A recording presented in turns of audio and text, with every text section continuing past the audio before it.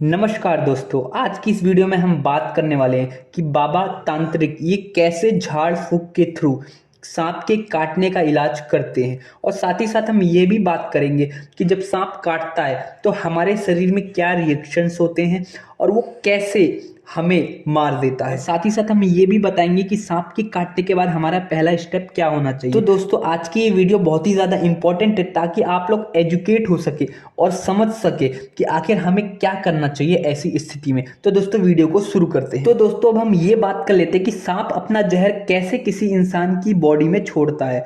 तो दोस्तों, जब भी कोई सांप किसी को जोरदार तरीके से काटता है तो उसके दांतों के ऊपर एक ग्रंथि होती है जिसको हम ग्लैंड्स बोलते हैं, उसी में सारा जहर होता है। तो जब भी सांप जोर से काटता है तो उसके दांत और जो ग्रंथि होती है वो आपस में टकराते हैं या टच होते हैं और उसी ग्रंथि में सारा जहर होता है। वो जहर उस ग्रंथि में से होते हुए उसके दांतों पे चला जाता है और उस दांतों के थ्रू इंसान की बॉडी में चला जाता है। तो दोस्तों, अब हम ये बात कर लेते हैं कि जब ये जहर हमारी बॉडी में जाता है तो होता क्या है। तो दोस्तों, जहर जो होते हैं वो दो टाइप के होते हैं, एक तो हीमोटॉक्सिक होते हैं और एक होते हैं न्यूरोटॉक्सिक। तो जो हीमोटॉक्सिक होता है ये क्या करता है, हमारी बॉडी में हीमोग्लोबिन होता है तो ये उसको गाढ़ा कर देता है, मतलब ये ब्लड को गाढ़ा कर देता है दही की तरह, जिसकी वजह से वो ब्लड हमारी पूरी बॉडी में सर्कुलेट नहीं हो पाता और इंसान की मृत्यु हो जाती है। और दूसरे टाइप के जहर का नाम है न्यूरोटॉक्सिक जहर। इसका क्या काम होता है, ये डायरेक्ट माइंड पे हमारे इफेक्ट करता है, मतलब हमारे माइंड को काम करना बंद करवा देता है इस टाइप का जहर। तो दोस्तों, जितने भी इस धरती पे सांप पाए जाते हैं उसमें ये दो ही टाइप के जहर पाए जाते हैं। तो दोस्तों, इन दोनों जहर में से जो न्यूरोटॉक्सिक जहर होता है वो ज्यादा खतरनाक होता है। क्यों? क्योंकि ये डायरेक्ट हमारे माइंड पे इफेक्ट करता है और हमारा माइंड काम करना बंद कर जाए तो हमारी पूरी बॉडी काम करना बंद कर देती है। और जो दूसरे टाइप का जहर होता है वो हीमोटॉक्सिक होता है, ये धीरे धीरे खून को गाढ़ा करने लग जाता है। तो इसमें क्या होता है, इसमें थोड़ा टाइम मिल जाता है, पर खतरनाक दोनों टाइप के जहर होते हैं। लेकिन जो हीमोटॉक्सिक जहर होता है इसमें हमें संभलने का थोड़ा टाइम मिल जाता है। तो दोस्तों, अब हम ये बात कर लेते हैं कि अगर हमें सांप काट ले तो हमें सबसे पहले क्या करना चाहिए। तो दोस्तों, जब हमें सांप काटता है तो उस जगह पे हमें दो निशान दिखते हैं जो सांप के दांतों के होते हैं और वहां पर स्वेलिंग भी हो जाती है, मतलब कि वहां पे थोड़ी सूजन आ जाती है जिससे हमें पता चल जाता है कि हाँ, यहीं पे सांप ने काटा है। तो सबसे पहले आपको क्या करना है, एम्बुलेंस को कॉल करना है।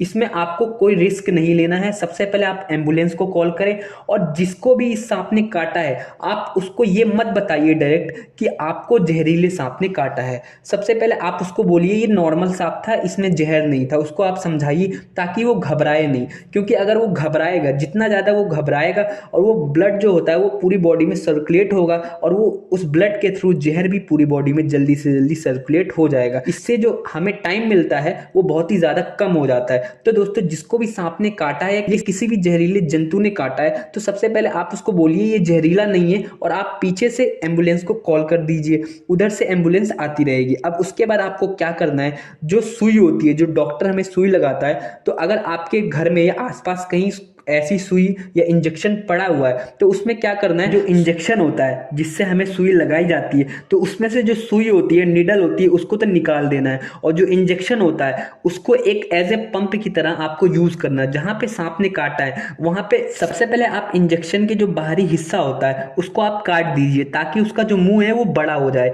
और जहां पे सांप ने काटा है वहां पे उसको रख के एज ए पंप की तरह आप उसको खींचिए। आप उसमें से ब्लड या जो भी निकलता है वो निकलने दीजिए।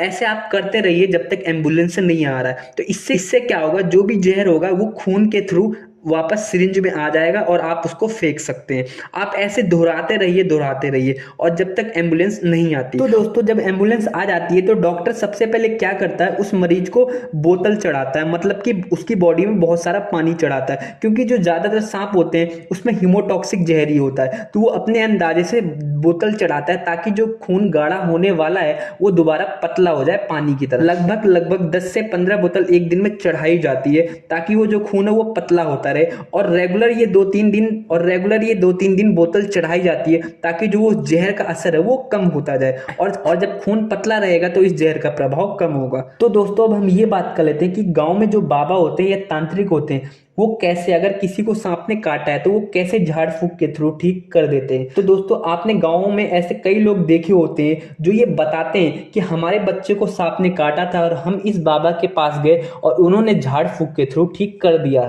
तो दोस्तों आपके मन में ये जरूर क्वेश्चन आता होगा कि आखिर कैसे किया, किस तरीके से किया होगा। तो दोस्तों मैं आपकी जानकारी के लिए बता दूं कि हमारे भारत में लगभग 450 टाइप के सांप पाए जाते हैं। मतलब कि सांप की जो किस्में होती है वो 450 टाइप की होती है हमारे भारत में। उनमें से बस 10 टाइप के सांप होते हैं जो जहरीले होते हैं, बाकी जो सांप होते हैं वो जहरीले नहीं होते। तो आप सोच सकते हैं कि 450 में से सिर्फ 10 सांप होते हैं वो जहरीले होते हैं, बाकी 440 जो सांप होते हैं वो जहरीले नहीं होते। तो ज्यादातर क्या होता है कि हमें ऐसे सांप ही काटते हैं जो कम जहरीले होते हैं या जहरीले नहीं होते, जिसकी वजह से बाबा जो भी अपना झाड़ फूक करता है और बच्चा ठीक हो जाता है, क्योंकि उस सांप में जहर था ही नहीं, जिसकी वजह से उस बच्चे को कुछ हुआ नहीं और लोगों को ये लगता है कि इस बाबा ने इसको ठीक किया है। इससे उनका अंधविश्वास बढ़ता जाता है। तो दोस्तों ऐसे में हमें क्या करना चाहिए, क्योंकि हमें पता नहीं है कि ये 10 टाइप के सांप कैसे होते हैं या किस तरीके के दिखते हैं, तो हम नॉर्मली हॉस्पिटल जाते हैं और हमें हॉस्पिटल जाना ही चाहिए।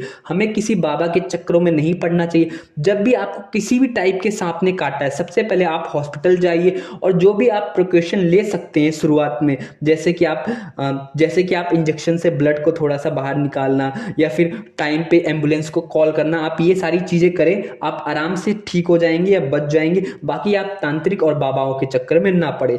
तो दोस्तों आप लोगों को ये वीडियो कैसी लगी नीचे नीचे कमेंट करके बताइए और जाते जाते इस चैनल को सब्सक्राइब करना ना भूले, ताकि मैं अंदर से मोटिवेट हो सकूं आप लोगों के लिए और भी अच्छी अच्छी बेहतरीन वीडियो बनाने के लिए। वीडियो देखने के लिए आपका बहुत बहुत शुक्रिया।